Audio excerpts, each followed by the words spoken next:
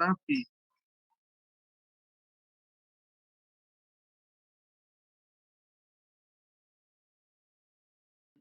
Hanya itu saya ambil dari atau penjaringan gitu. Kemudian apalagi ya, penyuluhan seperti itu ya, etika proses begitu. Karena itu kan ya itu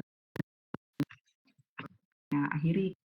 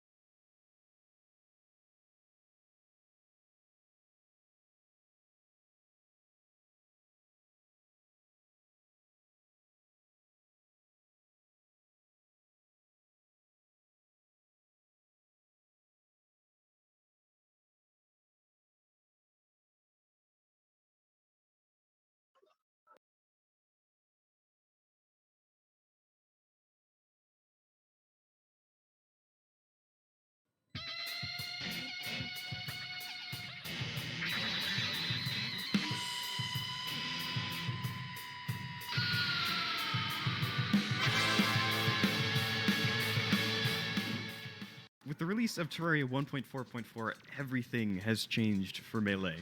Now, I'm sure most of you have seen the True Excalibur and the weapons release in the spoilers, but there's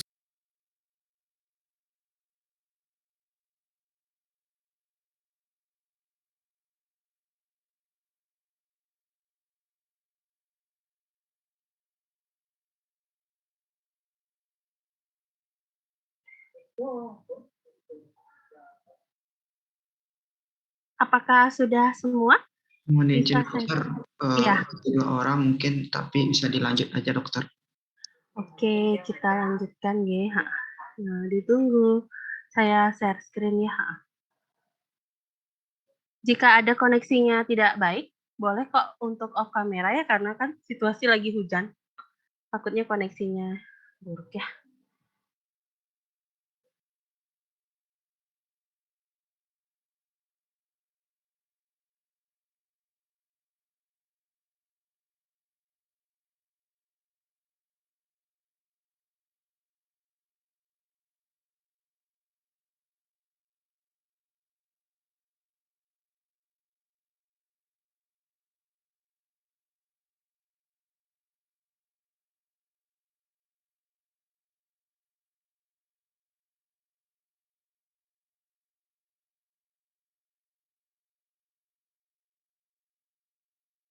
Ya, sudah terlihat ya? Sudah, dokter. Iya, boleh di-record? Ya, selamat siang adik-adik ya. Saya akan memberikan kuliah mengenai histologi cartilaginous dan osseous ya. Cartilaginous itu artinya tulang rawan, osseous itu artinya tulang ya. Jika suara saya tidak jelas atau terputus nanti diinfo ya. Siapa tahu koneksi saya tidak baik. Ya. Jadi tujuan pembelajaran kita pada siang hari ini adalah mengenai mikroskopis dari kartilago. Jadi itu ada kartilago hialin, elastis, dan fibrosa, dan struktur mikroskopis dari osseous atau tulang. Ya, jadi untuk kartilago atau tulang rawan, nah, jadi terdiri atas sel. Ya, selnya namanya itu kondrosit. Jadi sel yang menyusun kartilago namanya kondrosit. Dia terletak pada lakuna. Lakuna itu adalah suatu rumah tempat tumbuh dan berkembangnya kondrosit. Kemudian selain ada sel, kartilago juga disusun oleh matriks. Nah, matriks ini seperti kalau kalian beli struktur penyusun atau struktur penunjang namanya matriks ya. Dia terdiri dari glikosaminoglikan dan proteoglikan. Jadi matriks ini tidak memiliki pembuluh darah dan untuk kartilago nutrisinya diberikan oleh perikondrium. Ya. Kemudian untuk jenis kartilago sesuai dengan penyusunnya itu ada namanya kartilago hialin, kartilago elastis, dan fibrokartilago. Nah, ini adalah distribusi di mana saja di dalam tubuh kita bisa menemukan tulang rawan. Ya. Nah, kalau misalnya yang warna yang warna biru itu namanya kartilago hialin. Nah, ini yang ada di sendi, ya, di dekat tulang rusuk. Nah, kemudian kalau yang merah namanya fibrokartilago. Nah, itu ada di tulang belakang. Dan yang ungu, nah itu namanya elastis cartilage ya, yang adanya di telinga. Nah, kalau misalnya kalian pernah makan iga atau tulang sapi yang kayak gitu-gitu yang di ujung-ujung tulang, nah itu juga yang namanya tulang rawan ya. Itu yang biasanya lembut ya. Nah, kalau kartilago hialin kita bahas satu-satu merupakan jenis kartilago yang paling banyak didapatkan pada tubuh kita. Jadi hialin itu berasal dari bahasa Yunani hyalos yang artinya kaca karena matriksnya itu seperti kebiruan agak jernih seperti kaca. Di mana kita bisa menemukan kartilago hialin itu ada di permukaan sendi yang bergerak. Nah, kemudian ada di dinding saluran nafas yang besar seperti di hidung, laring, trakea, bronkus, ataupun ada di bagian akhir sisi ventral permukaan kosta. Dan juga antara kosta dengan sternum dan di lempeng epifisis. Nah, itu adalah kartilago hialin. Jadi kartilago yang paling banyak ditemukan adalah kartilago hialin. Matriksnya dia keabu-abuan, agak transparan, terdiri dari 40% kolagen. Kemudian selnya sama dengan yang kartilago, namanya kondrosit, ya, tersusunnya berkelompok. Nah, kita lihat, ya, nah, ini yang CC ini yang berkelompok, nah ini adalah kondrositnya, yang M ini adalah matriksnya, P ini adalah perikondrium yang memberikan nutrisi pada kartilagonya. Kalau kita lihat di sini, sebentar saya bantu biar lebih terlihat.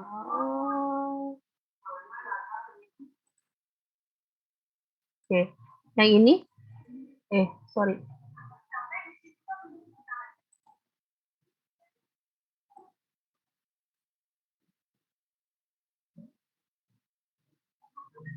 Nah, ini, yang saya spotlight, nah ini adalah perikondriumnya, dan di sisi-sisi sini adalah matriksnya, kemudian yang seperti batu-batu ini yang ada matanya itu adalah kondrosit yang ada di dalam lakuna. Nah, ini kalau dilihat di histologi, nah yang titik-titik ini itu adalah kondrosit yang ada di dalam lakuna, kemudian yang di luarnya itu adalah matriksnya. Nah, sekarang kita bahas mengenai perikondrium. Nah, perikondrium ini merupakan yang penyelubung dari kartilago ya. Dia terdiri dari selapis ikat padat, banyak serat, kolagen tipe 1, fibroblast. Jadi dia ada dua lapisan, lapisan luar disebut dengan lapisan fibrosa, dan lapisan dalamnya disebut dengan lapisan seluler. Di lapisan dalam ini yang banyak ada sel-sel kondrogenik yang berperan untuk sebagai sel awal untuk berkembang menjadi kondrosit. Kemudian terdiri dari pembuluh darah dan memiliki saraf dan pembuluh limfe sehingga perikondrium dapat memberikan nutrisi pada kartilago yang ada di dalam. Nah, ini perikondrium. Dia di permukaan. Nah, kemudian kita lanjut ke kartilago yang kedua namanya kartilago elastis. Jadi dia serupa dengan tulang rawan hialin. Perbedaannya adalah matriks penyusunnya dan perikondrium. Nah, kalau perikondriumnya kartilago elastis, nama juga elastis, dia terdiri dari serat elastis. Kalau yang sebelumnya hialin, lebih banyak dari kolagen ya. Kalau matriksnya adalah elastis halus, ada kolagen juga, tapi jumlahnya tidak sebanyak di kartilago hialin. Kondrositnya, kalau kartilago elastis lebih banyak dan ukurannya lebih besar. Nah, di mana kita nemukan kartilago elastis? Itu ada di telinga, di daun telinga, di tuba eustachius, di telinga bagian dalam, epiglotis, dan juga lari. Kemudian ini contoh kartilago elastis, kalau dilihat dari yang tadi, yang ini kondrositnya dia lebih besar-besar dan tidak terlalu berkelompok ya, tapi dia agak tersebar. Dan yang garis-garis ini adalah matriks dari serat-serat elastis. Nah, sekarang yang terakhir adalah fibrokartilago. Khas pada fibrokartilago, dia tidak punya perikondrium. Kalau tadi hialin sama kartilago elastis, dia punya perikondrium, tapi kalau fibrokartilago, dia tidak punya perikondrium. Nah, khas juga kondrositnya dia ada di tepi dan paralelnya dia seperti garis ya.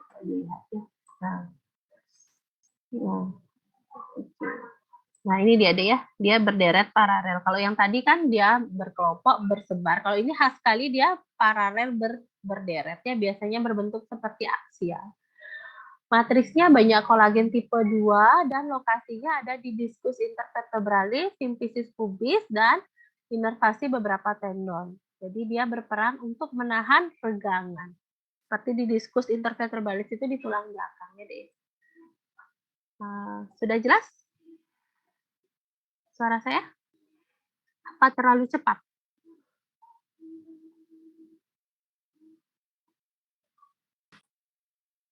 Sudah jelas, Dek? Sudah, dokter. Oke. Oke, kita lanjutkan ya. Ini dia fibrokartilago ya. Dia berbentuk seperti garis atau paralel tersusun ya. Sangat khas sekali dia. Tersusun rapi, paralel, dan berderet. Itu adalah fibrokartilago. Ya. Ini sudah diresum. Jadi antara kartilago hialin, elastis, dan fibrokartilago, selnya bagaimana, kemudian bagaimana dia penyusunnya. Ini seperti ini, dia membentuk isogen grup, tapi kecil, ini lebih besar. Kemudian yang ini, yang fibrokartilago, dia berbentuk aksial ya, berderet. Ini lokasinya di mana dan fungsinya. Nah, jadi proses pembentukan kartilago atau tulang lawan itu disebut dengan kondrogenesis ya. Jadi urutannya dia dari mesenchyme embrional dalam tubuh masih bayi, kemudian dia akan berkembang menjadi kondroblas, kemudian kondroblas, kemudian akan ada banyak matriks ekstraseluler yang di sini sehingga dia tambah renggang-renggang, kemudian lama-kelamaan kondroblasnya akan membentuk suatu grup, nah disebut dengan agregasi isogen sehingga bisa membentuk yang namanya kondro. Yang membentuk namanya tulang rawannya atau kartilago. Ya, bagaimana pertumbuhan kartilago? Ya, jadi kalau pertumbuhan kartilago itu disebut dengan pertumbuhan interstisial dan ada namanya pertumbuhan oposional. Kalau pertumbuhan interstisial itu artinya si tulang itu bertambah panjang. Kalau pertumbuhan oposional, jadi tulang tersebut bertambah lebar. Itu aja intinya, biar nggak bingung. Nah, kemudian bagaimana kalau tulang rawan itu mengalami kerusakan. Jadi kalau misalnya ada cedera, ada bekas terbentur seperti itu, atau ada luka habis kecelakaan, ternyata kartilago itu regenerasinya atau penyembuhannya lambat. Dia tidak sempurna kecuali kejadiannya adalah pada masa anak-anak. Kemudian regenerasi atau perbaikan dari kartilago itu tergantung dari aktivitas sel-sel perikondrium. Sel yang memberikan nutrisi pada kartilago.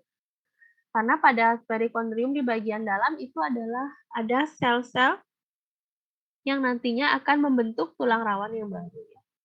Apabila cedera pada kartilago itu luas, dia bisa membentuk jaringan parut. Nah, kalau bentuk jaringan parut, regenerasinya jadinya buruk, sehingga tidak ada pembuluh darah yang ke sana, sehingga tidak bisa kembali ke struktur semula dan fungsinya jadi melambat. Ya. Sampai sana, oke. Untuk tulang rawan ada pertanyaan? Sudah jelas ya? Coba saya resume ada berapa jenis tulang rawan? Ada berapa tadi jenis tulang rawan? Ada 3, Dok. Oke, ada 3. Oke. Yang tidak punya perikondrium, apa namanya?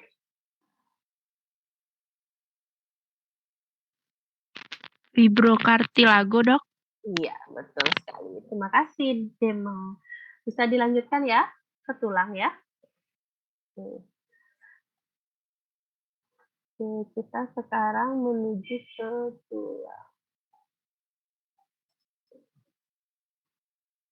Oke, terlihat ya? Nah, sama seperti tulang rawan, nah tulang juga terdiri dari sel dan juga matriks. Nah, selnya, kalau yang tadi kartilago nama selnya apa? Apa nama selnya tadi kalau kartilago? Kondrosit, Iya, kondrosit. Kalau kartilago kan K depannya berarti dia kon-kon. Nah, itu untuk mengingat. Kalau tulang bahasa Latinnya kan osseus, OO, berarti sel-selnya tulang itu pasti depannya O. Ada sel progenitor yang awal, sisanya ada osteoblast, osteosit, osteoklas. Nah, itu berarti sel-selnya si tulang. Kalau kondro itu pasti sel-selnya si tulang rawan ya. Matriksnya terdiri dari senyawa organik dan senyawa anorganik ya.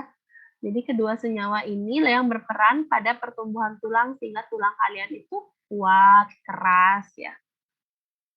Nah, ini untuk matriks tulang. Komponen anorganiknya itu adalah 65% dari berat tulang atau berat keringnya tulang. Jadi dia komponen terbanyak itu adalah komponen anorganik. Dia tuh terdiri dari kristal hidroksiapatir, kemudian ada bikarbonat, sitrat, magnesium, natrium, kalium, sehingga membuat tulang kalian itu kuat dan keras. Sedangkan komponen organiknya itu hanya menyumbang 35% dari berat kering ya. Ini membantu dalam proses kalsifikasi dari si tulang ya, komponen organik. Kemudian kita bahas ke sel-sel, namanya ada sel-sel progenitor, ya merupakan sel dari mesenkim embrionik. Jadi ini adalah sel-sel awal ya, dia akan mengalami mitosis, kemudian dia akan berkembang menjadi osteoblast atau sel-sel kondrogenik yang baru. Di mana kita bisa menemukan sel-sel progenitor itu ada di lapisan dalam periosteum, lapisan kanal Harvest, dan juga ada di endosteum. Bentuknya bagaimana? Secara histologis bentuknya gelondong, intinya lonjong, sitoplasmanya sedikit, dan retikulum endoplasmanya tersebar. Aparatus Golginya tidak berkembang dan kita bisa banyak menemukan ribosom bebas. Kemudian sel kedua yang terbentuk namanya osteoblast. Nah, dia itu tadi seperti sebelumnya dia berasal dari sel-sel osteoprogenitor yang mengalami perkembangan akibat pengaruh beberapa sinyal protein ya, seperti BMP, transforming growth factor beta.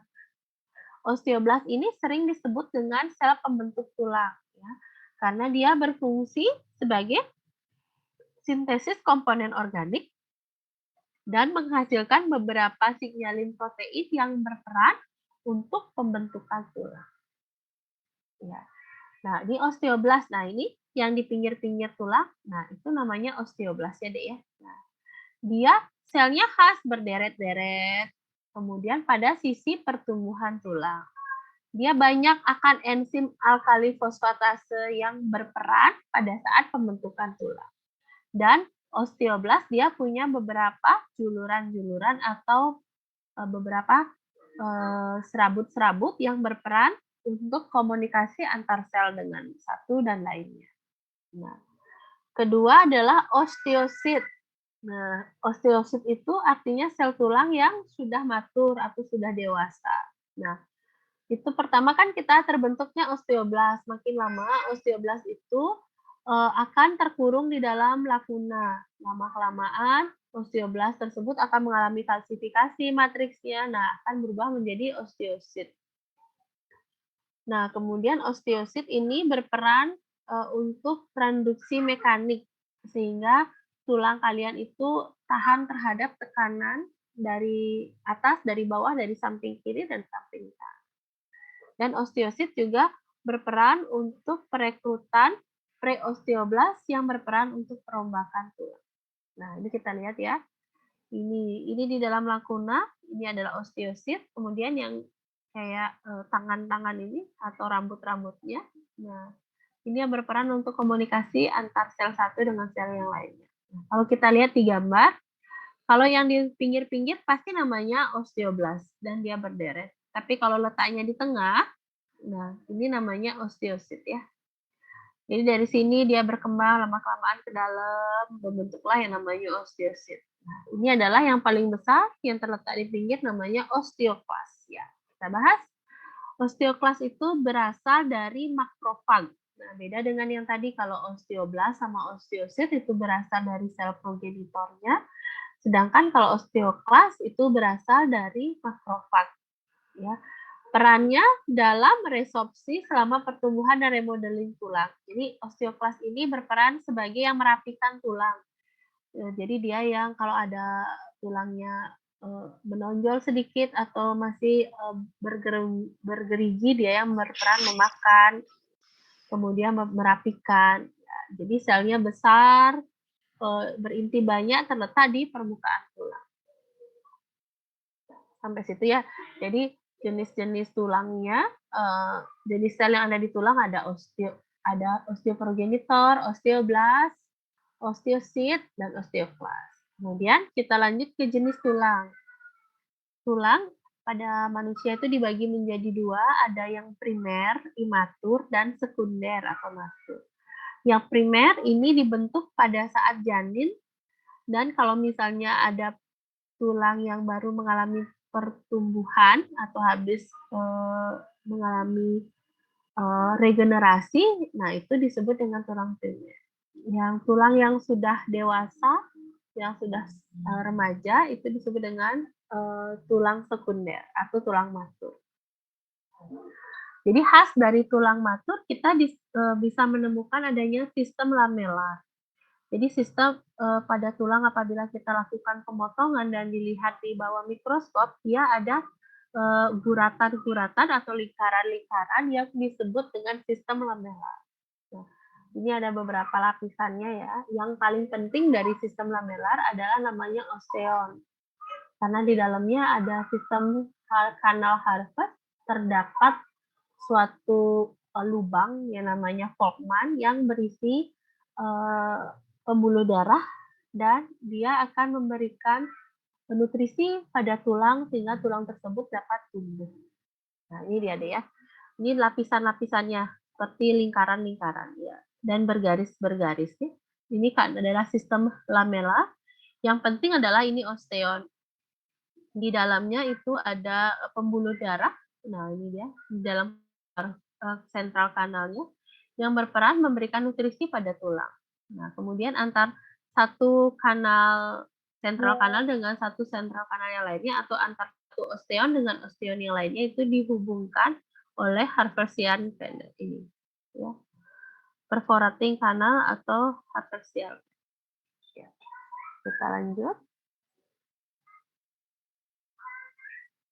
Ya, ini dia. Kalau di histologi kita lihat ya ini. Nah, dia seperti melingkar, melingkar, melingkar. Nah, itu disebut dengan sistem labella. Yang di tengah ini central canal. Ya. Sekarang kita masuk ke pertumbuhan tulang. Kalau tadi proses pertumbuhan tulang rawan disebut apa? Disebut apa tadi? Proses pertumbuhan tulang rawan, Dek? Chondrogenesis, dokter. Iya, oke. Sekarang kalau misalnya proses pembentukan tulang itu disebut dengan osteogenesis. Berasal dari osteo, artinya tulang, genesis pertumbuhan. Ya. Jadi hampir sama dengan yang tadi. Kalau yang pembentukan tulang rawan ada dua. Yang untuk pembentukan tulang juga ada dua. Ada namanya osifikasi intramembranosa dan yang kedua namanya osifikasi endokondral. Ya. Kalau intramembranosa itu sebagian besar untuk membentuk tulang pipi seperti tulang di tengkorak, kemudian di frontal, parietal, occipital, temporal, mandibular, maksial. Maksila itu adalah tulang-tulang yang ada di wajah ya, Dek, ya. Di tengkorak itu, nah ini. Kemudian kalau osifikasi endokondral itu akan membentuk tulang panjang seperti di femur, tibia, tulang pendek. Nah, itu pembentukannya endokondral. Nah, sekarang kita lihat bagaimana perbedaannya antara intramembranosa dan endokondral. Nah, jenis asal. Kalau intramembranosa itu dari sel-sel mesenkim, jadi sel-sel yang ada pada saat janin. Sedangkan kalau endokondral dia berasal dari kondrosit template tulang rawan, itu yang membedakan. Ya.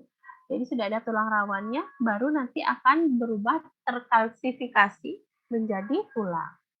Waktu terjadinya, kalau intramembranosa itu terjadi 1 kali pada saat osifikasi primer, tepatnya pada minggu ke-8 kehidupan embrio.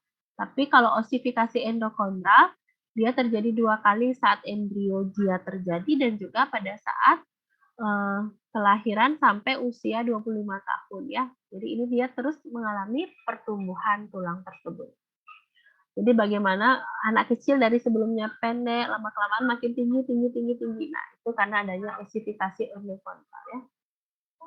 Di mana tempat terjadinya? Kalau intramembranosa di tulang pipih, tadi di tulang frontal, kemudian occipital. Nah, tapi kalau misalnya endokondral itu pada tulang pipa, seperti tulang tibial, fibula, femur, dan juga tulang pendek seperti tulang-tulang yang ada di karpal atau telapak kaki. Nah, ini prosesnya ya, Dek ya. Nah, pertama, sel mesenkimnya dia berdiferensiasi berubah menjadi osteoblast dan membentuk pusat osifikasi. Nah, ini dia ya, membentuk pusat osifikasi. Kemudian osteoblast akan mensekresikan matriks. Nah, matriks organik. Kemudian matriks-matriks organik tersebut akan mengalami kalsifikasi karena pengendapan dari garam-garam mineral ya. Nah, setelah itu dia terbentuklah osteosit. Nah, sampai akhirnya osteoblast dia dapat terpendam atau diam di dalam tulangnya. Lama-kelamaan dia terbentuk trabekula di rongga-rongga, kemudian membentuk tulang spongy. Nah, ini seperti ini. Jadi kalau kalian makan sumsum tulang, nah ini dia yang ada sumsum-sumsumnya, nah itu tulang spongy bone. Nah, sehingga nanti lama-kelamaan tulang tersebut menjadi kompak dan akan menjadi tulangnya, tulang pipih yang ini. Nah, kalau misalnya yang osifikasi endokondral, dia khasnya harus ada ini yang saya tandai, ada tulang rawan ya, dia rangkanya terbentuk dari tulang rawan hialin. Kemudian lama-lama dia terbentuk dari dalam, namanya pusat osifikasi primer, dia di bagian tengahnya ini. Lama-kelamaan akan mengalami prolifikasi, jumlahnya makin banyak dan membesar. Nah, ini dia ya. Dari sini awal makin lama akan tersusun, makin lama makin banyak dia tersusun, kemudian akan terjadi kalsifikasi, sehingga sel-sel tersebut yang makin lama makin tua, mati, nanti tulang yang mati tersebut akan dibersihkan oleh osteoklas dan sel kondrosit yang mati dari sel tulang rawan yang mati tersebut nanti lama-kelamaan akan dimakan oleh osteoklas dan akan terbentuk rongga di situ. Rongga tersebut nanti yang akan diisi oleh osteoblast atau sel-sel penyusun tulang. Nah, setelah terbentuk rongga, kemudian akan terbentuklah pusat osifikasi primer di sini. Sehingga nanti lama-kelamaan akan terbentuklah tulang yang sempurna. Ya. Ya, itu dari saya mengenai histologi tulang dan tulang rawan. Ada pertanyaan? Sudah jelas, nanti PowerPoint-nya saya akan share ke Korti ya. Ada yang mau ditanyakan? Kalian dari pagi ya kuliah ya, Dek?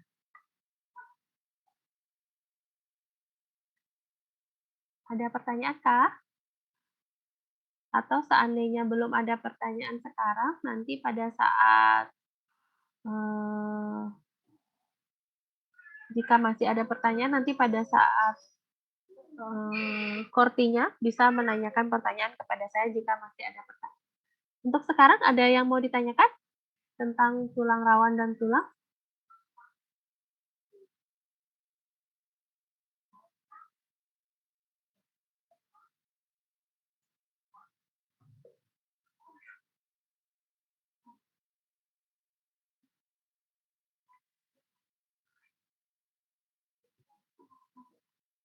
Ada pertanyaan? Izin bertanya, dokter. Gimana? Sebelumnya perkenalkan, nama saya Putu Dinda Erdiana, nomor absen 37. Saya ingin bertanya apa yang menyebabkan tulang rawan itu elastis? Oke, yang menyebabkan itu matriksnya. Karena matriksnya itu terdiri dari selat elastis, yaitu yang menyebabkan dia menjadi elastis.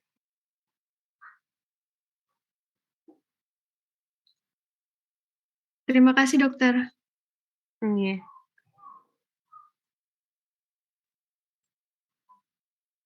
Ada lagi? Izin bertanya, dokter. Iya, silakan. Sebelumnya perkenalkan, nama saya Hilda Edria Devina, nomor absen 52. Mengapa struktur tulang rawan pada anak-anak berbeda dengan tulang rawan dewasa, dokter? Terima Iya. kasih. Ya, karena pada anak-anak itu dia ininya masih belum terbentuk sempurna, Dek. Jadi belum ada kalsifikasi di tulang rawannya. Sehingga proses yang lama-kelamaan nanti akan terjadi kalsifikasi, terjadi mineralisasi, itu belum terbentuk pada anak-anak. Sehingga anak-anak itu tulangnya masih bisa bertumbuh. Kalau misalnya pada dewasa kan ada batas tinggi orang, jadi ada semakin lama maka orang itu bertumbuh tulangnya, berkalsifikasi, tulangnya tambah kuat, tambah kokoh, dan ada batas tinggi, jadi dia tidak akan bisa berubah lagi ukuran dan strukturnya. Itu yang menyebabkan dia berbeda pada anak-anak dan dewasa karena pada anak-anak masih proses pertumbuhan. Seperti itu. Terima kasih, dokter.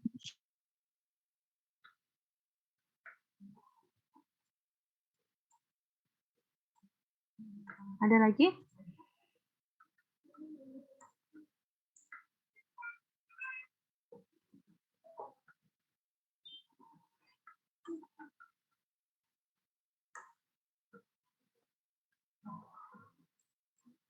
Ada lagi? Kalau tidak, biar bisa kita akhiri. Bagaimana, Vicky?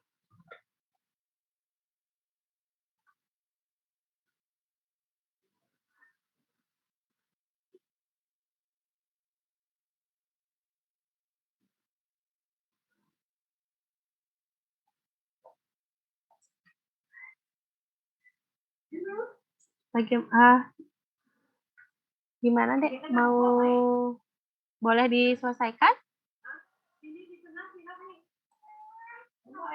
Boleh saya selesaikan? Gimana, Yuda? Atau Boleh sepertinya, dokter, karena tidak ada yang bertanya, dokter. karena tidak ada yang bertanya, saya selesaikan. Untuk slide-nya saya kirim ke Yuda ya. Baik, dokter. Saya kirim ke Yuda. Ya. Oke, sudah Yuda, mohon diterima ya. Terima kasih untuk atensinya dalam kuliah saya. Semoga nanti bisa menjawab UTS ya. Jadi UTS-nya ada di slide kuliah saya aja ya, biar nggak bingung nanti. Karena kan UTS kalian satu hari banyak kuliah ya, benar ya? Ya, semoga bisa dijawab nanti. Nggak susah-susah kok. Di slide kuliah saya aja. Semangat, semoga sukses. Terima kasih. Terima kasih banyak Terima dokter. kasih, dokter. Terima kasih Dokter. banyak. Jika masih ada Terima kasih, Dok. pertanyaan, bisa Terima kasih. lewat Yuda ya nanti nanya. Tadi di record nggak, Dek? Kuliahnya di record tadi apa enggak? Oke. Dan, waktu kemarin soalnya waktu kelas B sepertinya ada masalah saya dengan koneksi. Jadi kalau misalnya Korti kelas B atau Yuda nanti infokan ya, boleh diberikan record saya ke kelas B ya. Ke Kortinya ya Yuda ya. Baik dokter. Nah, ya, terima kasih. Saya Liv ya. Ya, dokter.